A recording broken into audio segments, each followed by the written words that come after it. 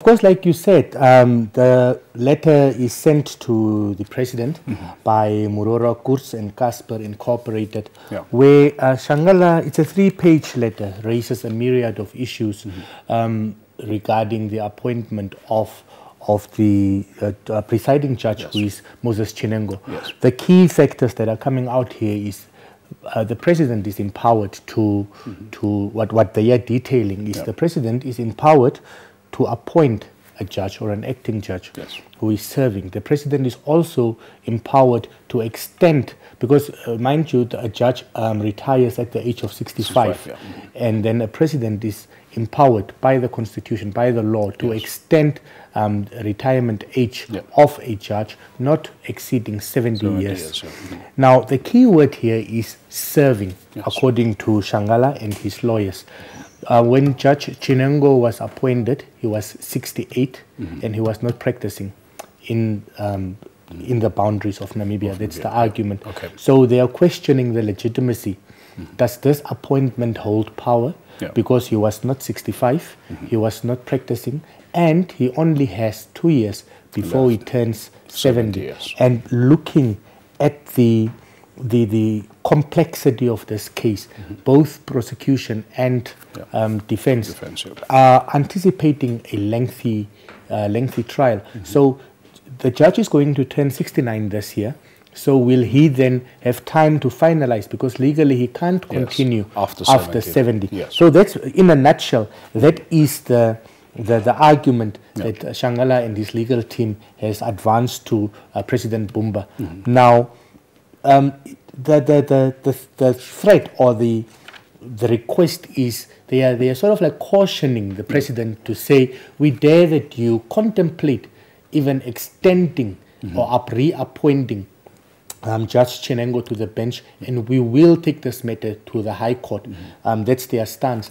Now, the other thing that Shanghala also raised in this morning's proceedings is on 15th of January, and in fact I have seen the government gazette, government released the names of all the judges and acting judges for this period, and Justice Chinhengo's name is omitted from this list that is gazetted. The list was signed by President Geingob, and it was published on the 15th of January.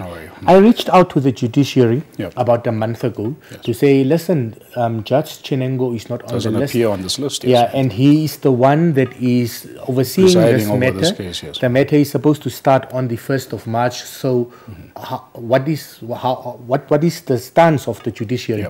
And then they referred me to an act of the High Court, number 7, which I will now just summarize in layman's terms, which means this judge, his term came to an end on 31st of January. He was appointed for the duration of last year, and his term came to an end on the 31st of January. But the matter that he was appointed to oversee did not come to finality. So automatically, because his matter is not concluded, there has been an extension. There's an extension automatically, and there's an act within the confines of the law that allows for this. That is then the argument. This argument was also rehashed again by Advocate Edmure Marondetse on behalf of the state. Now, when we go back to the recusal application, the recusal application was brought forward by Nigel van Wyk. Nigel is currently on bail. So Nigel brought this application together with his co-accused. The matter was postponed, giving time for these people to oppose or to support this application. And what the court heard today from Marondetse is that none of the co-accused has supported this application for the judge's recusal. So what does that mean? Being very savvy, being very naughty also, Marondetse says, no, the co-accused are happy with the presiding judge. That's why they did not oppose the application. Now, the state, of course, opposed the motion, saying that it's just nonsense, it holds no water, saying that the reason for this application of recusal, because I've been covering the matter, is that the judge had denied an application to postpone the matter for the accused people to get legal representation.